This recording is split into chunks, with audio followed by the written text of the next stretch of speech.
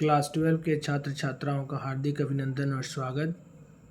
Class 12 biology chapter number 8, जिसका chapter का नाम है मानव स्वास्थ्य एवं रोग, इससे संबंधित वस्तुनिष्ठ प्रश्नों को भी हम देखते हैं। आइए हम लोग देखते हैं इसके सभी प्रश्नों को। आप इसे अपने नोटबुक में नोट करें और सिलसिलेवार इसका सबका नोट्स बना ले। तो प्रश्न नंबर 1 की तरफ बढ़ते हैं। प्रश्न नंबर 1 है, निम्न में से कौन विषाणु जनित रोग है, यानी कि विषाणु से होने वाला कौन सा ऐसा रोग है जो विषाणु से होता है। तो विषाणु जनित रोग जो होता है वह फ्लू, पोलियो और एड्स तीनों होता है। तो इसका आंसर हो जाएगा डी, इनमें से सभी। विषाणु से ही फैलने वाले रोग होते हैं जिसको फ्लू बोलते हैं या फिर पोलियो बोलते हैं, और एड्स, ये सभी विषाणु जनित रोग होते हैं। तो याद रखेंगे, इसका आंसर हो जाएगा डी। बढ़ते हैं प्रश्न नंबर 2 की तरफ। प्रश्न है, इनमें से प्रोटोजोआ जनित बीमारी है, यानी प्रोटोजोआ से होने वाली बीमारी कौन सी है जो प्रोटोजोआ से संबंधित है। तो इसका आंसर आपको हो जाएगा, कौन सा हो जाएगा, मलेरिया है जो प्रोटोजोआ से होता है। तो इसका आंसर हो जाएगा सी, प्रोटोजोआ जनित बीमारी का नाम हो गया मलेरिया। प्रश्न नंबर 2 इसका हो गया सी। तीसरे प्रश्न को देखिए, इनमें से पश्च विषाणु कौन है, कौन सा विषाणु है जो उसके बाद की कड़ी को बताता है। इनमें से कौन पश्च विषाणु है। तो इसका हो जाएगा ह्यूमन इम्यूनो डिफिशियंसी वायरस। तो इसको बोलते हैं पश्च विषाणु। इसका आंसर आपका ए हो जाएगा।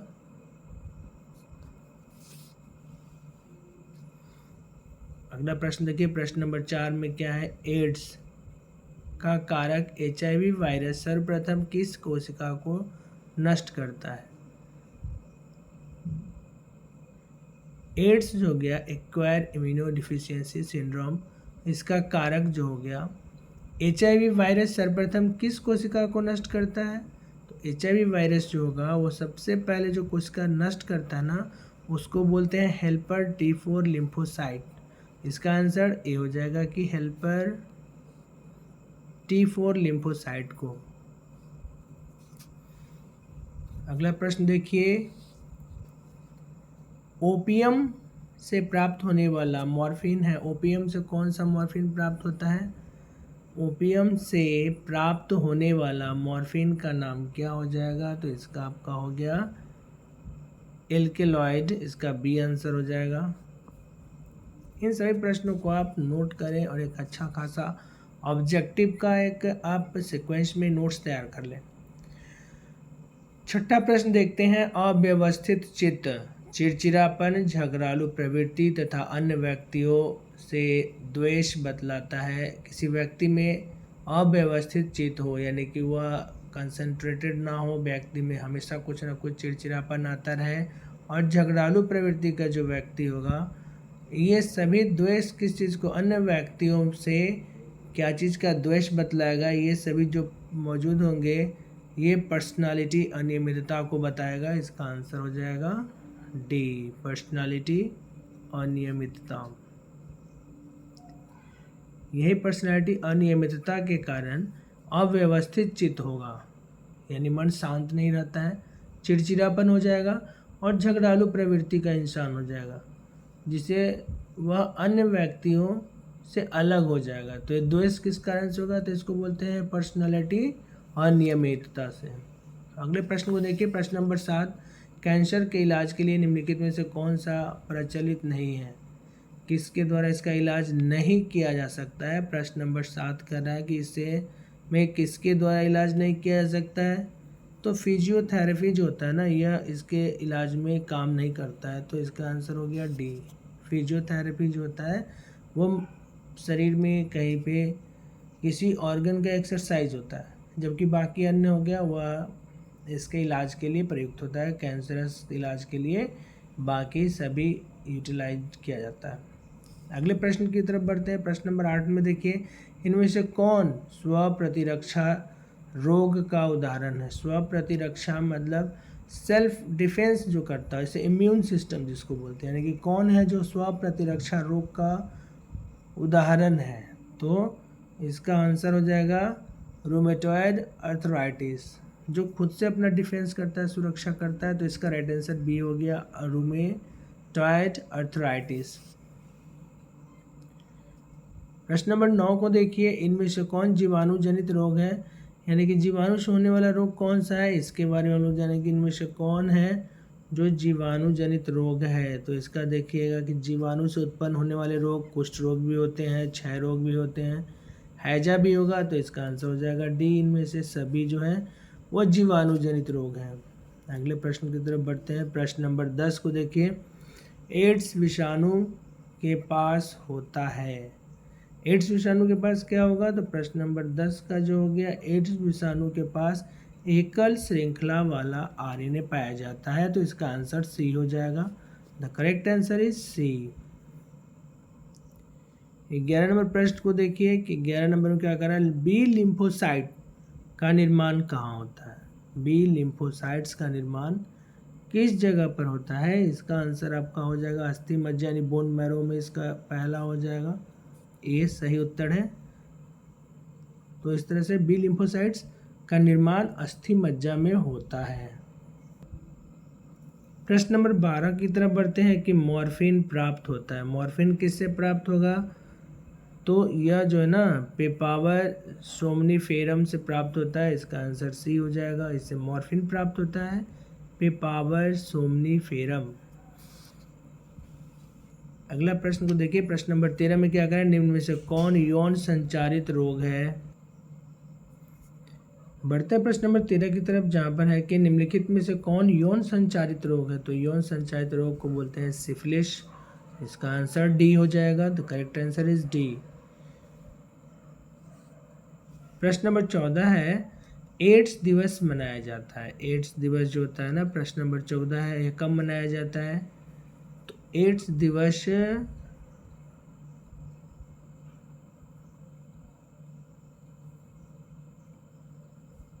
मनाया जाता है, एड्स दिवस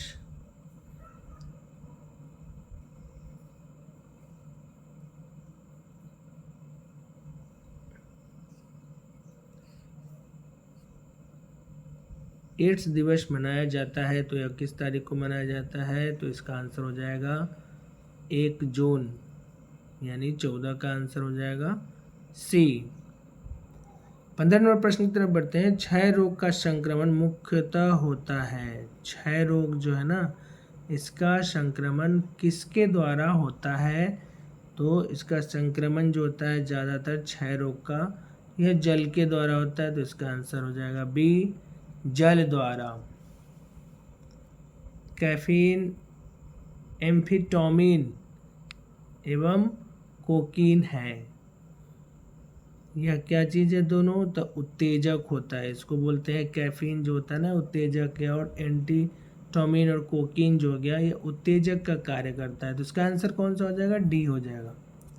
17 नंबर प्रश्न को देखिए, कुछ रोग की शीघ्र एवं सही पहचान हेतु हम किसका प्रयोग करते हैं, कुछ रोगों को जल्दी से पहचान करें, शीघ्र एवं सही पहचान हेतु हम किसका प्रयोग करते हैं, तो इसका आंसर आपको हो जाएगा एलिसा टेस्ट बोलते हैं उसको, इसका आंसर ए हो जाएगा, एलिसा टेस्ट के द्वारा सही और शीघ्र पहचान होता है। टीकाकरण एक व्यक्ति को रोग से बचाता है, क्योंकि वो टीकाकरण जो होता है ना, जो समय समय पर टीका लगाया जाता है, वो व्यक्ति को रोग से बचाता है, क्योंकि उसको हम क्या कहते हैं, तो टीकाकरण जो हो गया वह प्रतिरक्षी पदार्थ उत्पन्न करता है, डिफेंस करने वाले जितने पदार्थ हैं ना, तो प्रतिरक्षी पदार्थ को उत्पन्न करता है टीकाकरण, इसलिए इसका आंसर सी होगा।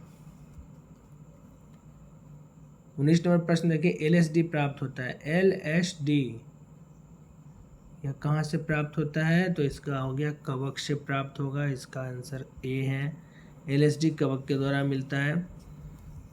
प्रश्न नंबर 20 को देखिए, कोकीन प्राप्त होता है, कोकीन कहाँ से मिलता है, कहाँ से इसे प्राप्त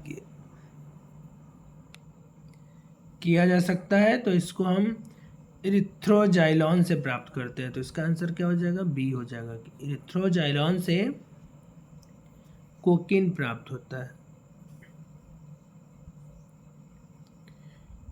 21 नंबर प्रश्न है, रोग के विरुद्ध प्रतिरोधकता किससे प्राप्त होती है, रोग के विरुद्ध प्रतिरोधकता किससे प्राप्त होगी?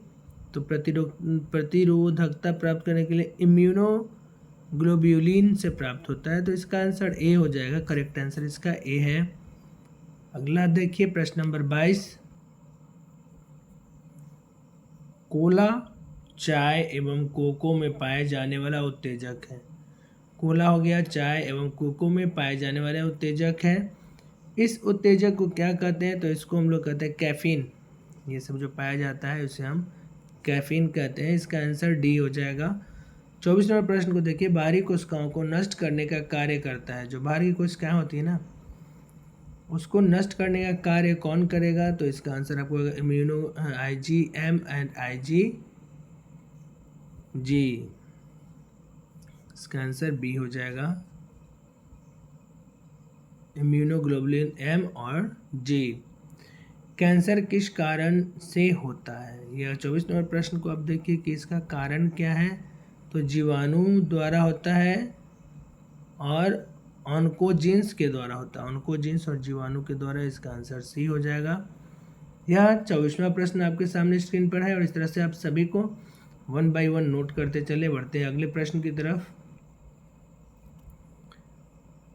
25 नंबर प्रश्न को देखिए। ऑन्कोलॉजी, जिसमें ऑन्कोजीन का अध्ययन होता है, उत्तरदायी होता है। यह 25 नंबर प्रश्न आपका हो गया। इसका उत्तरदायी हो जाएगा, किसके लिए हो जाएगा? तो ऑन्कोजीन के लिए हो जाएगा और कैंसर के लिए हो जाएगा। इसका आंसर सी हो जाएगा। ए और बी दोनों के लिए होता है। तो यहाँ पे क्या हो जाएगा?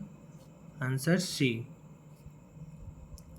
मनुष्य में सबसे अधिक होने वाला कैंसर है। मनुष्य में सबसे अधिक होने वाला जो कैंसर होगा 26, यह कौन सा हो गया?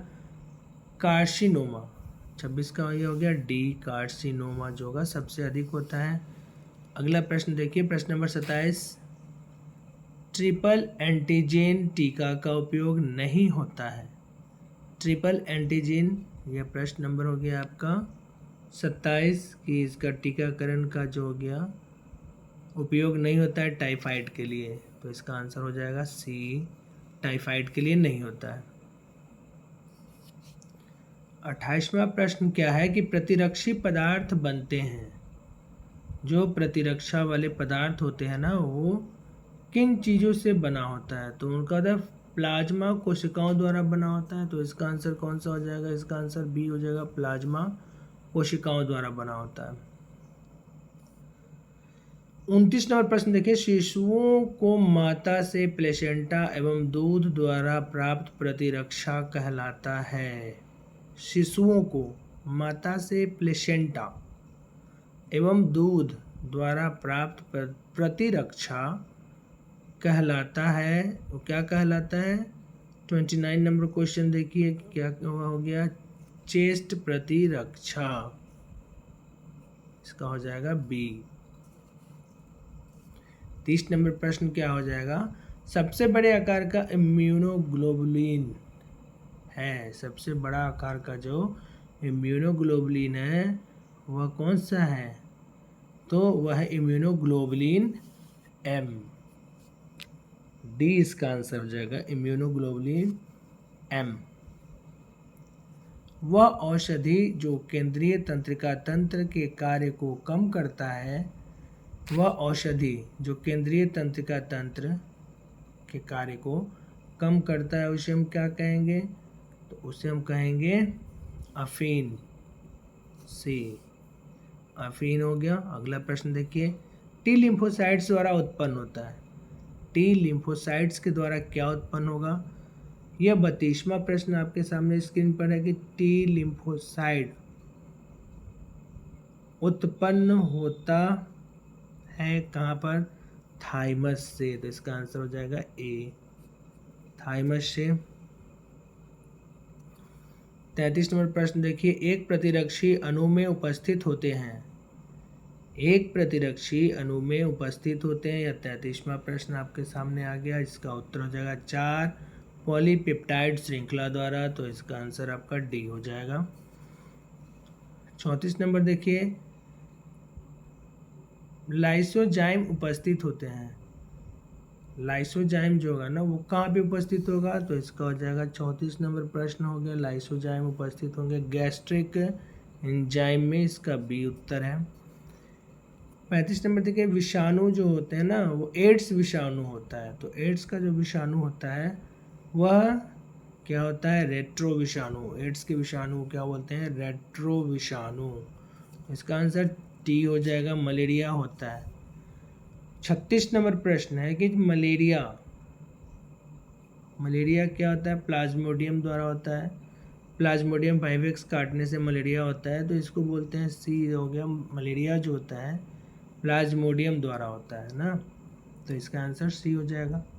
किसी व्यक्ति में प्रतिरक्षण में अधिक कमी होता है तो इसका प्रमाण किस में मिलेगा। 37 नंबर प्रश्न जो है इसका प्रमाण सीरम ग्लोबुलिन्स में मिलेगा, यानी ब्लड टेस्ट जब करते हैं ना तो उससे पता चलता है, तो इसका उत्तर हो गया सीरम ग्लोबुलिन से किसी व्यक्ति में प्रतिरक्षण में अधिक कमी होने का प्रमाण प्राप्त होता है, इसी को बोलते हैं प्रतिरक्षण, यानी कि इम्यून सिस्टम उसका जो स्ट्रांग नहीं होता तो सीरम टेस्ट करके यानी ब्लड टेस्ट के द्वारा पता चलता है। अगला प्रश्न हो गया 38 नंबर, ऊचरेरिया बैंक्रोफ्ट टाई के द्वारा क्या होता है। 38 नंबर प्रश्न देखिए बहुत ही अच्छा प्रश्न है कि ऊचरेरिया बैंक्रोफ्ट टाई के द्वारा क्या होता है, तो फाइलेरिया होता है इसके द्वारा, इसका आंसर बी हो जाएगा, ऊचरेरिया बैंक्रोफ्ट टाई के द्वारा फाइलेरिया होता है। 39 नंबर प्रश्न है, सिंड्रोम का अर्थ क्या होता है। 39 नंबर है कि सिंड्रोम और सिंड्रोम का अर्थ है, तो सिंड्रोम का क्या अर्थ होगा, सिम्टम होता है, सिम्टम से ही सिंड्रोम बनता है, तो इसका आंसर बताइए क्या होना चाहिए। एकदम सही है, करेक्ट आंसर इसका हो जाएगा आपका डी, लक्षणों का समूह। लक्षणों के समूह को हम क्या बोलते हैं, सिंड्रोम बोलते हैं। अगला प्रश्न देखिए, किस समूह के एंटीबॉडीज से एलर्जिक प्रतिक्रिया होती है। 40 नंबर प्रश्न है, तो एंटीबॉडीज का एलर्जिक प्रतिक्रिया जो होगा आईजी हीमोग्लोबिन ई से होता है। 41वां प्रश्न देखिए, वीडल परीक्षण किसकी पहचान के लिए किया जाता है, तो इसका हो गया जो यह परीक्षण होता है ना, वीडल परीक्षण या टाइफाइड के लिए किया जाता है, सही आंसर इसका सी हो जाएगा कि वीडल परीक्षण जो है वह टाइफाइड के लिए होता है। तो यहाँ तक उम्मीद करता है आपको समझ में आ रहा होगा। सारे प्रश्नों को आप लिखते चले और एक बार में याद हो जाएगा, कोई ज़्यादा टफ नहीं है। अभी हम लोग ऑब्जेक्टिव पूरा देख रहे हैं, इसके बाद हम लोग दूसरा इसका इंग्लिश मीडियम भी देखेंगे और फिर जल्दी ही हम लोग एक्सप्लेनेशन करेंगे, सारे चैप्टर को बिंदु वाइज एक्सप्लेन करेंगे। तो यहाँ तक आप इसे नोट कर लें। अगले प्रश्न की तरफ बढ़ते हैं। 42वां प्रश्न क्या कर रहा है, एंटीबॉडीज है, तो 42 नंबर प्रश्न का उत्तर हो जाएगा कि एंटीबॉडीज किसको बोलते हैं, तो इसका हो जाएगा ग्लाइकोप्रोटीन को एंटीबॉडी बोलते हैं, तो इसका सी उत्तर हो जाएगा, ग्लाइकोप्रोटीन एंटीबॉडीज है। 43 नंबर प्रश्न देखिए कि ब्राउन शुगर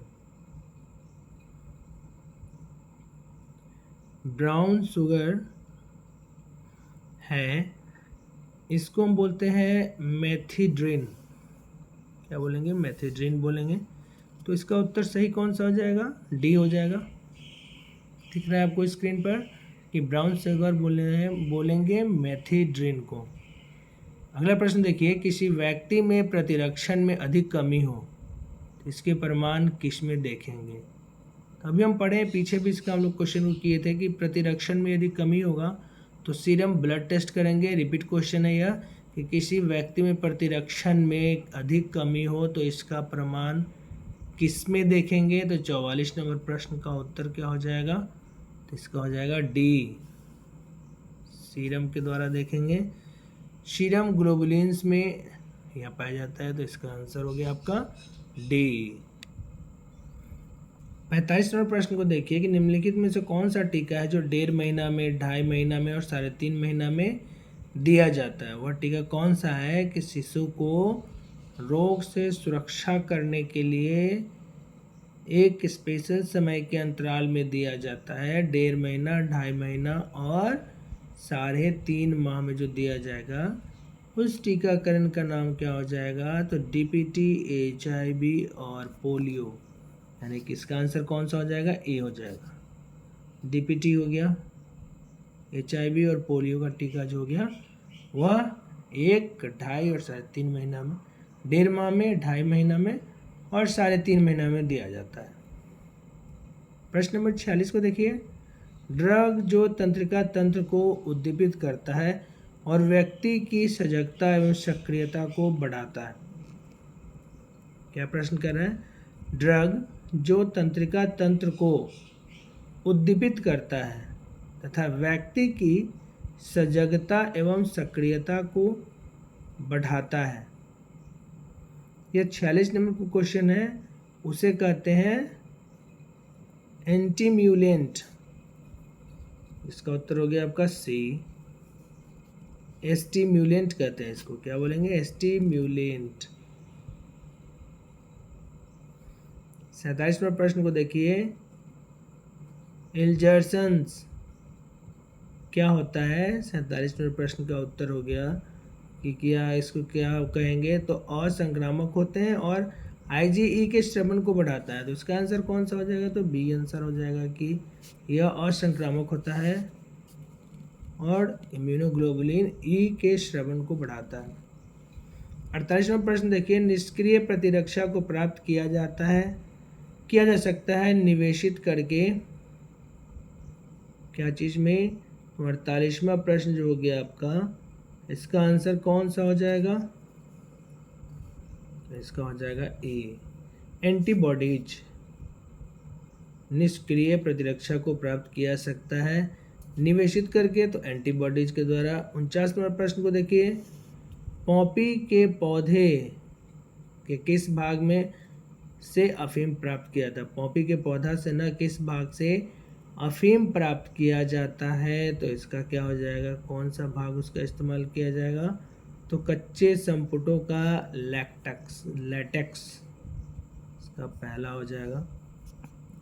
50 नंबर प्रश्न को देखिए कि मलेरिया रोग उत्पन्न होता है। 50 नंबर प्रश्न का हो गया, मलेरिया रोग कहाँ से होता है? अभी हम पढ़े कि मादा एनाफिलीज मच्छर के काटने से होगा। इसका आंसर हो जाएगा बी। 51 नंबर प्रश्न को देखिए।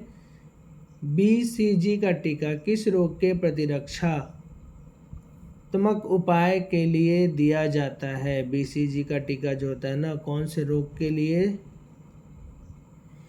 सुरक्षात्मक उपाय के लिए इसका टीके का उपयोग किया जाता है। तो इसका आंसर आपका हो जाएगा ए, तपेदिक हो जाएगा। इसका आंसर एंटीजन उपस्थित होते हैं। इसका अगला 52 नंबर प्रश्न है कि एंटीजन कहाँ उपस्थित होंगे? तो 52 का उत्तर हो गया एंटीजन कोशिका की सतह पर उपस्थित होगा। इसका आंसर आपका हो गया बी। बढ़ते हैं 53 नंबर प्रश्न की तरफ। एंटीजन बाइंडिंग स्थल पाए जाते हैं। एंटीजन के जो बाइंडिंग होती है ना, 53 नंबर प्रश्न हो गया, वह कहते हैं एक भारी और एक हल्की श्रृंखला के बीच बॉन्ड बनता है। तो इसका हो गया एक भारी और एक हल्की श्रृंखला के बीच, यानी कि इसका आंसर कौन सा हो जाएगा? सी हो जाएगा। अगला प्रश्न देखिए 54 नंबर प्रश्न जो हो गया। अल्कोहल के अत्यधिक इस्तेमाल से शरीर का कौन सा अंग ज़्यादा प्रभावित होता है? अल्कोहल यानी कि शराब वराब का जो अधिक इस्तेमाल किया जाता है ना, ज़्यादा यदि उपयोग किया जाए तो शरीर का कौन सा अंग ज़्यादा प्रभावित होगा? तो अल्कोहल से हमारा जो हो गया यकृत, सिरोसिस जो होगा ज़्यादा प्रभावित होगा। तो इसका हो जाएगा आंसर डी, अल्कोहल के अत्यधिक इस्तेमाल से यकृत सिरोसिस होता है। अगले प्रश्न को देखिए। 55वां प्रश्न है, इनमें से कौन सी बीमारी प्रतिऊर्जक द्वारा उत्पन्न होती है? तो इसका कौन सा हो जाएगा? इनमें से कौन सी बीमारी है जो प्रतिऊर्जक द्वारा उत्पन्न होती है? तो इसे बोलते हैं हेज ज्वर, यानी कि इसका उत्तर बी हो जाएगा। 56 नंबर प्रश्न को देखिए कि तंबाकू के सेवन से शरीर का कौन सा उपापचय परिवर्तन शीघ्र प्रतिलक्षित होता है? तंबाकू ज़्यादा इस्तेमाल किया जाता है ना सेवन से, तो शरीर में कौन सा उपापचय परिवर्तन शीघ्र परिलक्षित होता है? तो इसका हो जाएगा अधिवृक्क ग्रंथियों के उद्दीपन से कैटेकोलेमीन का रक्त में स्राव तथा व्यक्ति के रक्तचाप और हृदय स्पंदन की दर में एकाएक वृद्धि होगी। इसका उत्तर आपका हो जाएगा सी। ए और बी दोनों होगा। और अगला प्रश्न देखिए 57 नंबर प्रश्न है, मानव रुधिर प्लाज्मा में उपस्थित ग्लोबुलिन मुख्य रूप से जुड़ा होता है। तो किससे जुड़ा होता है? ये